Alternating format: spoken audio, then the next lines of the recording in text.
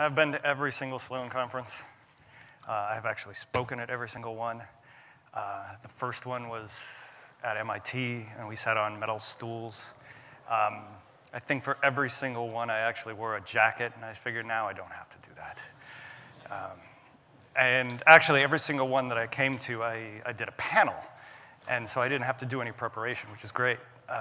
For some reason this year, I volunteered to do this, where you actually have to prepare. And this does come out of, every so often I will go to schools and things, and I will talk to people about what basketball analytics is. And there's a segment of it that I found was going pretty well, which is talking about who is to blame or who is to credit for what happens in a game or in subsets of the game. And frankly, this is important to me for what goes beyond sports. I put up a lot of headlines up here for the opening slide because it's very easy to go onto ESPN or anything and find headlines about who is to blame. And if it's not in the headline, it's probably in the write-up for what happened, who is to credit. Usually the AP write-up, they give credit basically right away for who won the game. This person was the leading scorer. He had 24 points and 16 rebounds, and they're implicitly giving him credit for the win. And we kind of take this for granted that people are given credit, and I'm realizing I don't know if I know how to move the slides. I'm guessing it's this. We'll see. And I want to point out that there's actually some science to this. It's not an established science. It's not as though we know everything about how to divide credit. But sports, we have the opportunity to actually do it. We have actions on a regular basis where we can divide credit. So I want to highlight this, and it goes well beyond sports. It's not just this. When you work in an office and they hand out bonuses at the end of the year for what you did, that's giving some credit. We don't know how to do this very well. So hopefully, by thinking about it a little bit more in sports, we can think about it a little bit outside of sports. And I just want to plant some seeds in your head. And there will be video in here so that it's not just me talking, which will be nice. It does save, given that I had to prepare for this, I might as well come up with some video. So we'll see how this works. Did that work? Oh, okay. Okay, so yeah, the title of it. You can see some of the things. One of the things, I don't really know what they blame College Patch Kids, Cabbage Patch Kids things. It was, when you do a search for who's to blame on things, you get some amazing stuff that comes up. So this is all for sure in the headlines, and some of the recent stuff. So the Super Bowl was the day before my birthday, and the Cavs-Wizards game that I refer to here was my actual birthday. And I was rooting for the Falcons and I was rooting for the Wizards, and in both cases they lost. So it was kind of a bummer of a birthday in some ways, but they provided great opportunities to talk about kind of who's to blame, because from my perspective, there is someone to blame in these games. So I assume most people here saw the Super Bowl. Everybody saw the Super Bowl? Okay. There was question about who should be the MVP. Of course, Brady wanted, James White got a lot of receptions. There were some things on the defensive side, all that kind of stuff. And then there was the Super Bowl least valuable player who messed up. Kyle Shanahan, the coach, the offensive coordinator, calling weird plays, passing and running situations where all they really needed was a field goal to win the game. All these things. Devontae Freeman didn't block a guy who came in and forced an important fumble. And then, as I say, on my birthday, the Cavs and the Wizards play, and LeBron made a miracle three-point shot at the end to win the game. So these are in the news, and we'll see. Hope the video guys, how is this video going to work? If I press this button? Hey, it works. Okay, I remember this vividly.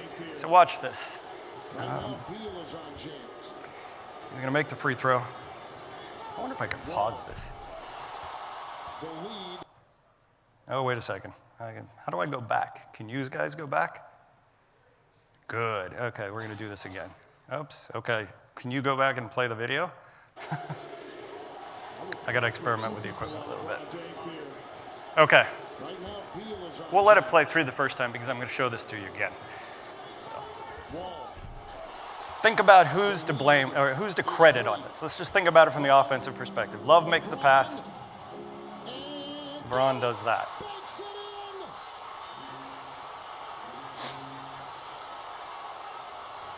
That tied the game, sent it to overtime. The Cavs won in overtime.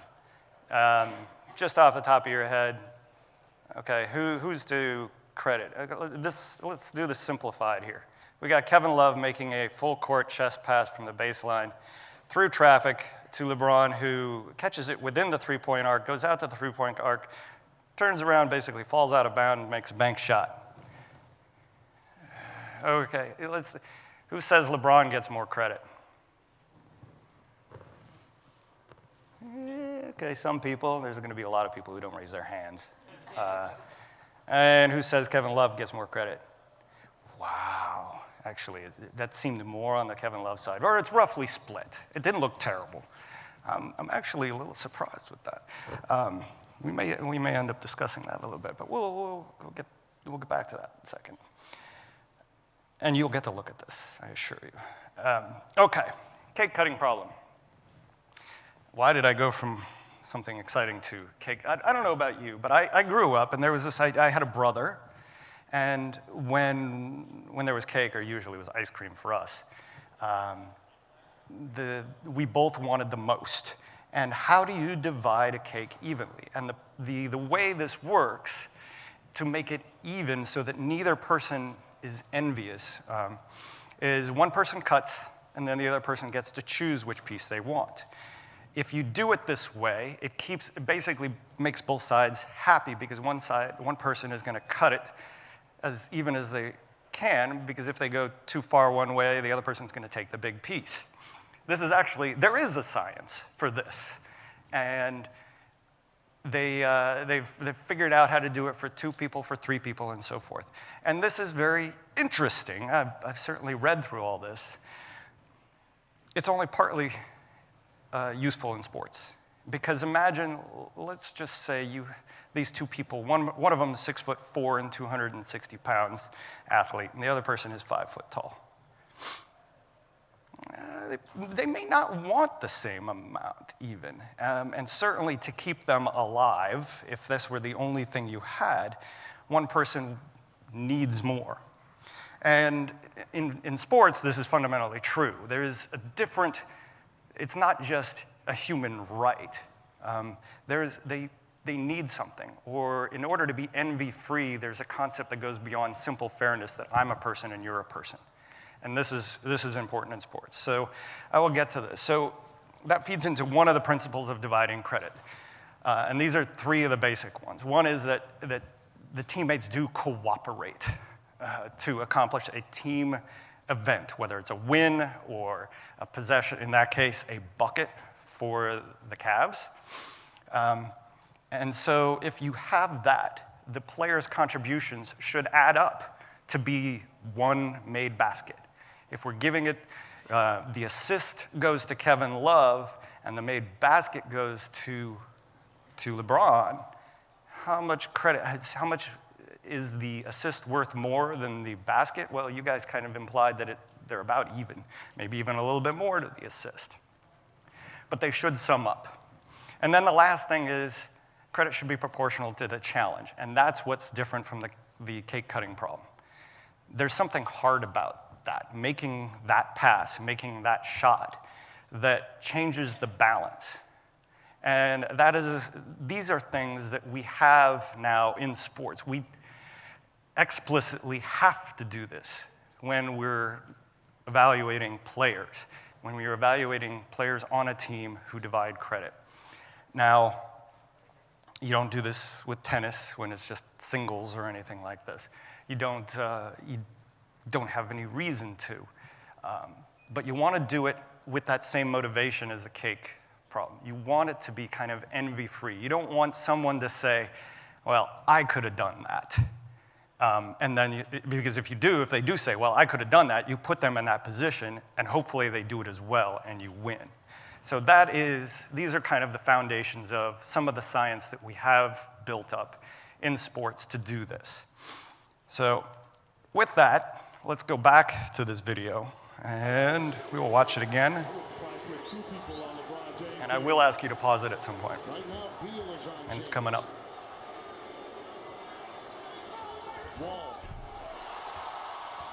Okay, pause it. Pause it. Well, we can go back.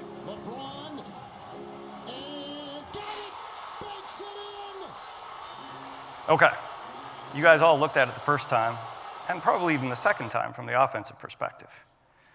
You looked at the Kevin Love pass. So would anybody change their mind? Would anybody give LeBron more now this time or Kevin Love more this time? Or did you all stay the same the second time you watched it? Everybody is completely convinced, wow, we're our behavioral economics people. People stick to their preconceived notions very strongly. So you didn't look at it from the defensive side, right? No. I did. Okay. Who's to blame?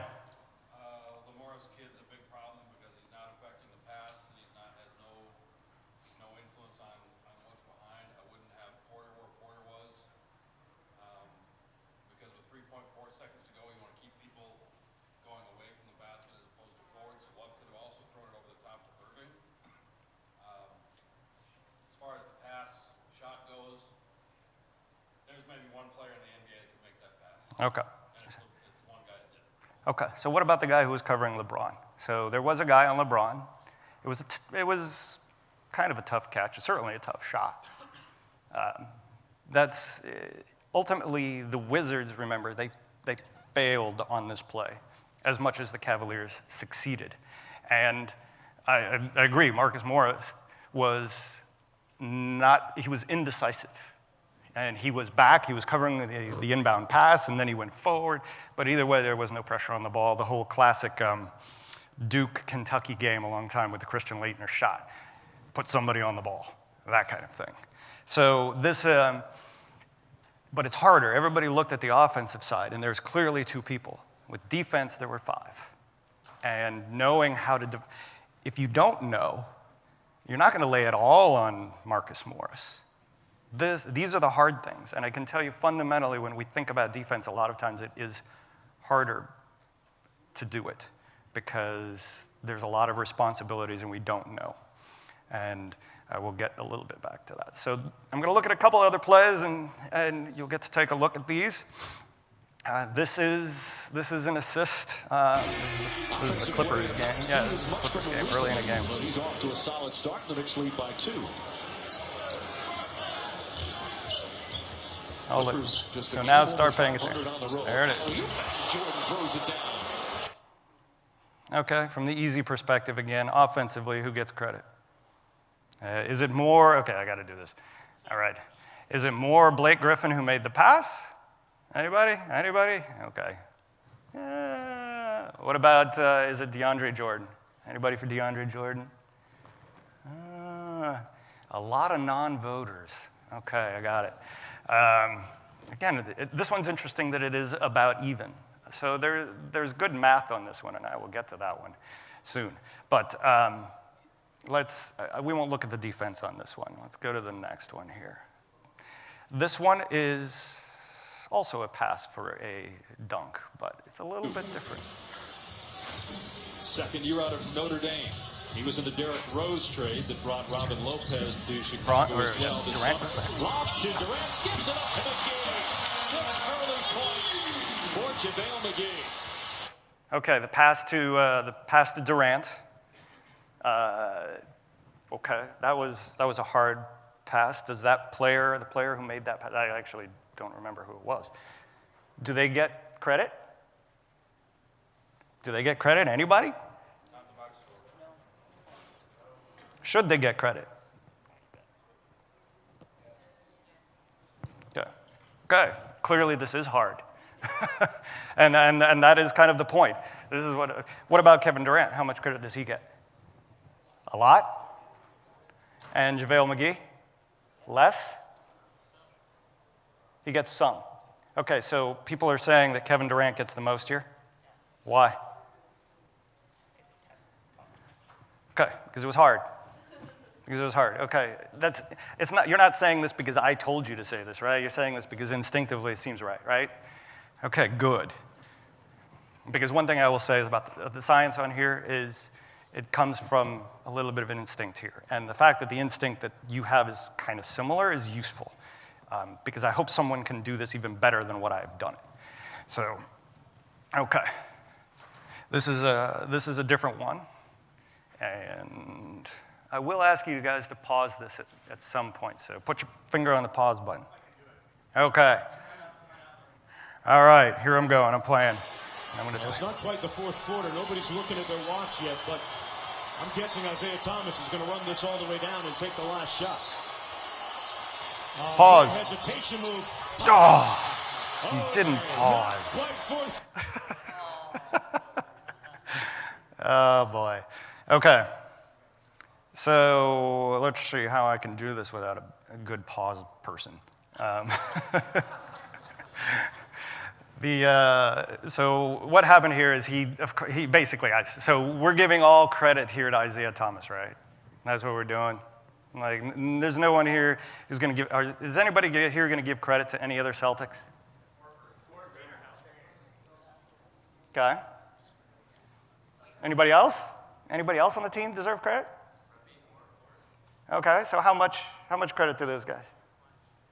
10%? Make up a number. 5%? Okay, whatever. Yeah. No one really wants to do that. It is hard. It is hard. So if we're doing analytics and we're trying to say, why did this play work? Or if he had missed the shot, now who do we blame? Is it all on Isaiah Thomas? Pardon?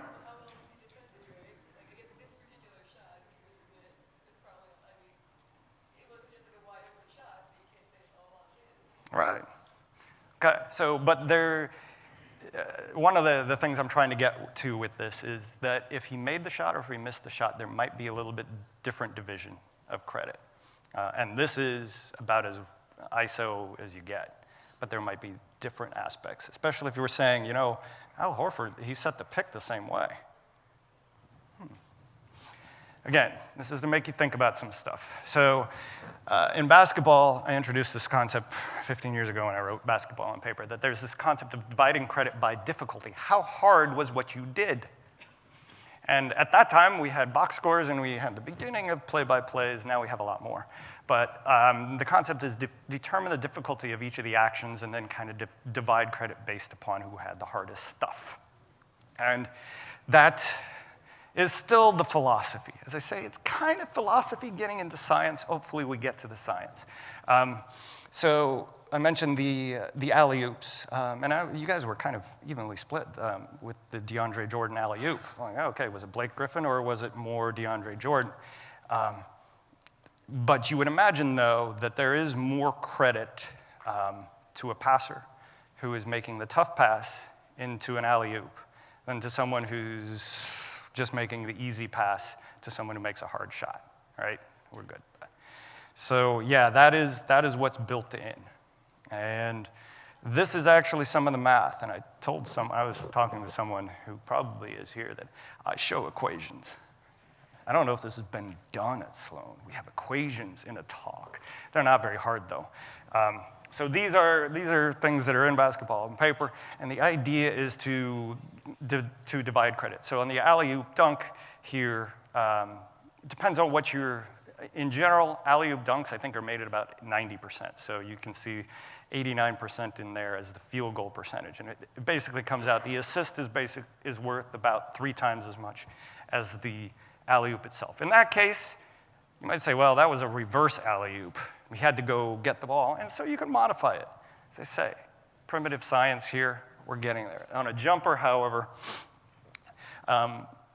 the made shot is harder than just an easy pass to that.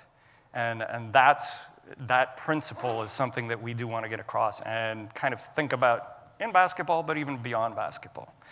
I know my time is running faster even than I thought. On the miss, it may be a little bit different, and I do want to point. So if you give a guy at the rim a perfect pass to make an alley-oop and he misses it, you of course blame the guy who missed it, right? And that's kind of what this says too. You give a lot of credit to the assister when it gets made, but here The guy who missed it, you give him almost all the blame. By this same math, it's basically 95% of the blame to the guy who missed the shot. So hopefully, instinctively, that makes sense to you. Again, primitive science, but this is where we're going. So I do basketball. I love basketball. This is what I've been doing. I've been doing more football recently. And I love football. I grew up. My parents have embarrassing stories about me playing football, those kind of things. So this is a Super Bowl play that most people will remember if you saw the Super Bowl. And as I say, this was the day before my birthday, and I remember the tragedy associated with this. You're going to end up having to pause this. You don't have to pause it now. Okay. This is a fumble. At that point, yes, Atlanta's up 16. They should win this game. I come in, get the sack fumble. They get the ball. They score. Yeah, things go badly. That kind of stuff. Okay, pause if you can. Pause. No, doesn't work. Okay, whatever. So that block, Devontae Freeman, the running back, pretty much everybody said that he messed up, that he missed the block. We think that's the case. He wasn't quite sure. I can tell you, if you want to assign 100% blame to him, that is hard to do. And I can tell you, football people would not assign 100% blame to Freeman in that situation. What else happened here? Matt Ryan actually took quite a long time to actually get the ball out of his hands. So was it because he was holding the ball because he was indecisive?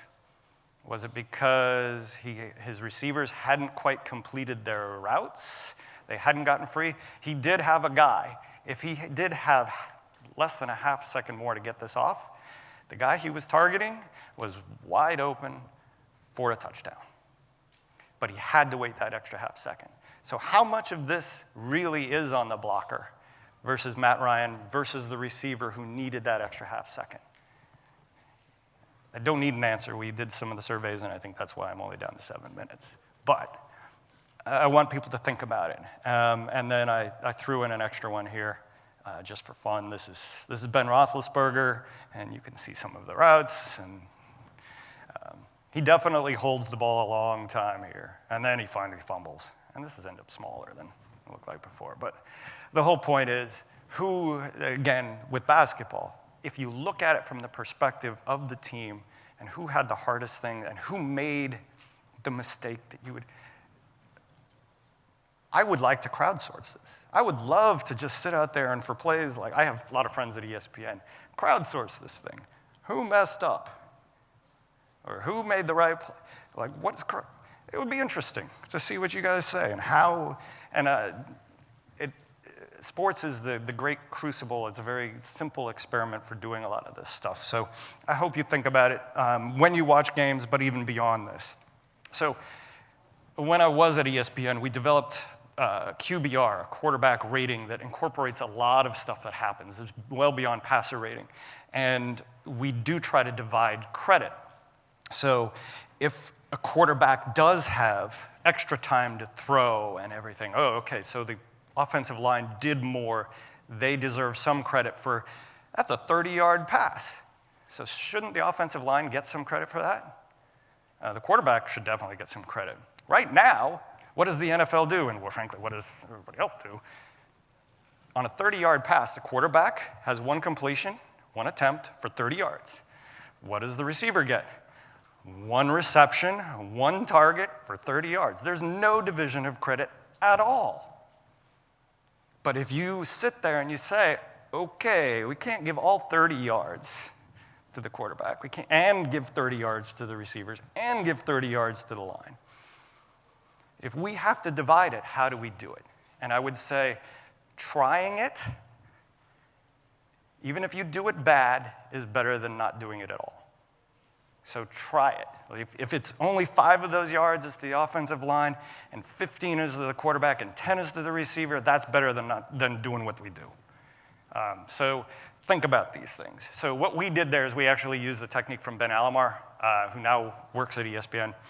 Very smart guy, has done a lot with different approach. He wrote a paper on how to divide credit based upon What if we take this guy out and put someone in and see how things vary? I don't have time to talk about it, but I want to let you know. Some important points here. Credit division looks backwards. This is one of the reasons we look at credit division, is if you want to fix it, you want to know who's the most blame, and maybe you fix that. If you're rewarding people, if you're paying people, and you want to incentivize people the right way, you want to look back at what they did and properly do it. But it does look backwards for the sake of fixing things going forward. It is not necessarily a predictive thing. But the idea is to incentivize people the right way. So these are some of the just quick summary here. It's not a firm science. There's a few ways to do it. I encourage people to think about it harder and longer than I have. You guys have good long lives ahead of you. This is a hard problem, and it's fun sports to do it in. It's best definitely applied, so I showed some simple events. The headlines I showed at the start of this were like, who's to blame for an entire game? Don't do that. Focus on the simple events. As simple as possible. If you can divide that in credit, you're doing well. It does depend on the outcome. I showed some of that. And then deal with the question, do you allow negative credit? For Al Horford, who set the same good pick on both of those, on the Isaiah Thomas make, if he had set that pick and Thomas had missed it, does he get positive credit even though they missed it? All these kind of things. These are things to think about. And again, last, it's better to do it badly than not at all. So that's what I wanted to say. It's a fun part of sports analytics. You got to see an equation, which is fun too. You don't get to see those very often. So I hope that's helpful. I hope it's different, frankly, than what you see other places around here. So.